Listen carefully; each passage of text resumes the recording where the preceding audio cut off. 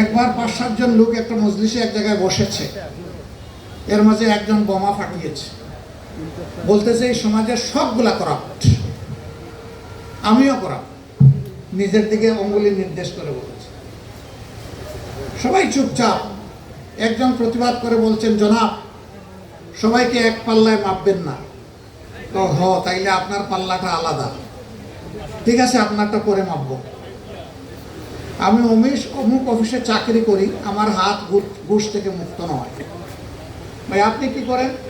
বলে যে ব্যবসায়ী। তো জিজ্ঞেস করছে যে আপনি ব্যবসার এই নীতি যেটা আল্লাহ পছন্দ করেন এটা আপনি অনুসরণ করেন?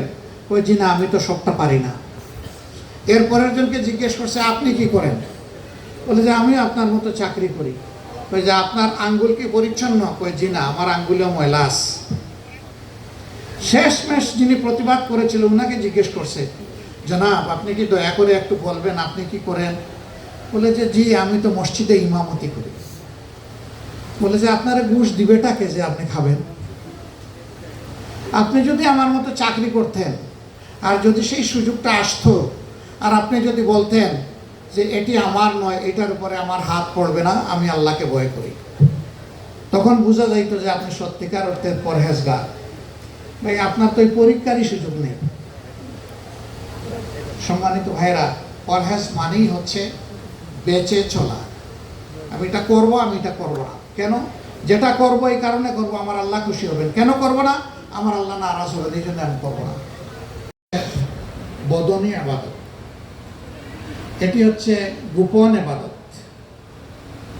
একজন মানুষ রোজা রাখার ভান করে লুকিয়ে চুটিয়ে সে যদি খাওয়া দাওয়া করে, দরজা বন্ধ করে অন্ধকার ঘরে গিয়ে, কেউ হয়তো দেখবে না, কিন্তু দেখবেন তো একজন, হুয়া সামিউন বাসীর, যিনি শুনেন এবং দেখেন, কোনো কিছু তার থেকে এসকেপ করতে পারে না। তার ভয়ে যারা রোজা রাখে তাদের রোজা পূর্ণ হয়, তাকওয়ায় তাদের কল্প পরিপূর্ণ হয়। এই জন্য রোজা রাখার উদ্দেশ্য সম্পর্কে আল্লাহ তাআলা এটাও বলেছে। হয়তো এই আয়াতটি কেউ তেলাওয়াত করেছে, তারপরে আমি আবার পড়েছি, ইয়া আইয়ুহাল্লাযীনা আমানু কুতিবা আলাইকুমুস সিয়ামু কামা কুতিবা আলাল্লাযীনা মিন ক্বাবলিকুম লাআল্লাকুম তাত্তাকুন। হে ঈমানদারগণ, তোমাদের জন্য এই রোজাকে লিখে দেওয়া হয়েছে, অবধারিত করে দেওয়া হয়েছে, ফরজ করা হয়েছে, যেমনটি তোমাদের পূর্বের মুমিনগণের উপর করা হয়েছিল। তা এই কারণে করা হয়েছে যে সম্ভবত এই সিয়াম পালনের মাধ্যমে তোমরা তাকওয়ার নীতি অবলম্বন করবে।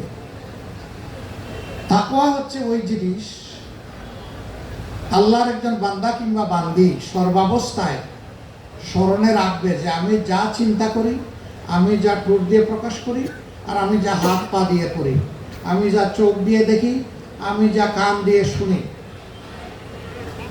এই সব কিছু একজন দেখছেন, তাকে ফাঁকি দেওয়ার কোনো উপায় নেই। অতএব তিনি যা পছন্দ করেন আমি তাই চিন্তা করব, আমি তাই বলবো, আমি তাই করব, আমি তা দেখব, আমি তা শুনব। কিন্তু সেই মহান সত্তা আল্লাহ রাব্বুল আলামিন যা পছন্দ করেন তা আমি চিন্তাও করব না, আমি বলবও না, আমি করবও না, আমি দেখবও না, আমি শুনবও না।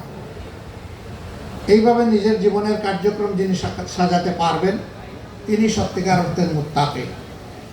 আমাদের একটা মুত্তাকির ধারণা আছে, লম্বা দাড়ি হতে হবে, ভালো লম্বা জুব্বা হতে হবে, হাতে একটা তাসবিহ ঝুলে থাকতে হবে এবং সবসময় হয়তো বা অথবা বেশিরভাগ সময় তিনি মসজিদে পড়ে থাকবেন, তিনি একজন মুত্তাকি মানুষ। মসজিদে যিনি পড়ে থাকবেন তিনি একজন আবেদ মানুষ, হয়তো বা, আল্লাহ ভালো জানে। মুত্তাকি তার নাম, যিনি জীবনের সমস্ত কাজ স্বাভাবিকভাবে করবেন কিন্তু আল্লাহকে ভয় করে করবেন। যিনি মসজিদে পড়ে থাকেন তিনি তো কোনো কাজই করেন না, তো তার তাকওয়ার পরীক্ষাটা হবে কিভাবে?